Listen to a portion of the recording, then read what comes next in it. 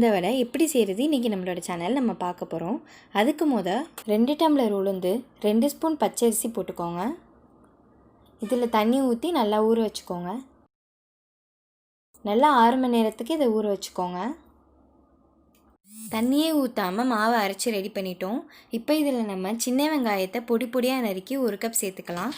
பொடி பொடியாக நறுக்கின 3 பச்சை மிளகா, கருவேப்பிலை, சீரகம், மிளகுத்தூள், அரை டீஸ்பூன் சோடாப்பு,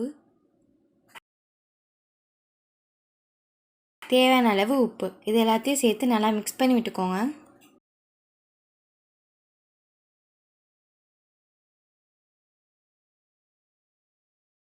அடுப்பை பற்ற வச்சுக்கோங்க. அடுப்பில் பாத்திரத்தை வச்சுக்கோங்க. தேவையான அளவு எண்ணெய் விட்டுக்கோங்க. வடையை பொரிச்செடுக்கிற அளவுக்கு தேவையான அளவு எண்ணெய் விட்டுக்கோங்க. ஒரு பிளாஸ்டிக் கவர் இல்லைன்னா வாழை இலை எடுத்துக்கோங்க. நான் இன்றைக்கி பிளாஸ்டிக் கவர் எடுத்திருக்கேன். அதில் நம்ம வடையை தட்டிக்கலாம்.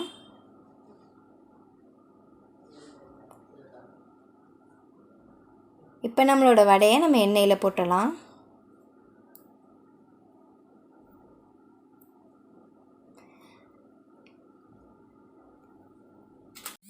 வடை நல்லா முறுமுறுன்னு செவந்து வந்துருச்சு. இந்த நேரத்தில் நம்ம வடை எடுத்துடலாம்.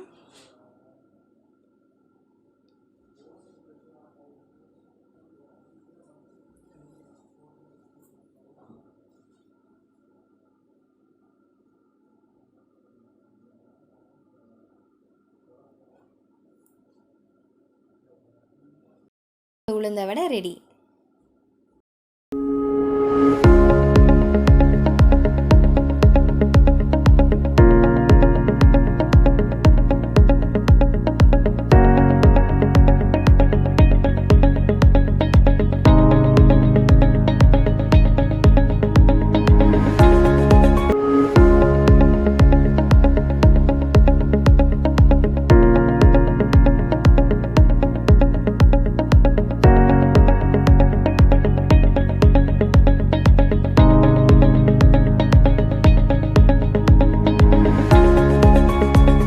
தேங்காய், பச்சை மிளகா, பொட்டுக்கடலை, இஞ்சி, உப்பு இது எல்லாத்தையும் சேர்த்து நம்ம தேங்காய் சட்னி செஞ்சுக்கலாம். இப்போ இதை நம்ம மிக்சியில் போட்டு அரைச்சிட்டு வந்துடுவோம். கொஞ்சமாக தண்ணி சேர்த்துக்கோங்க. இதை நம்ம நல்லா இப்போ அரைச்சிட்டோம். இப்போ நம்மளோட தேங்காய் சட்னியை நம்ம தாளிச்சிக்கலாம். எண்ணெய் ஊற்றி கடுகு உளுந்து போட்டுக்கோங்க. கருவேப்பிலை போட்டுக்கோங்க.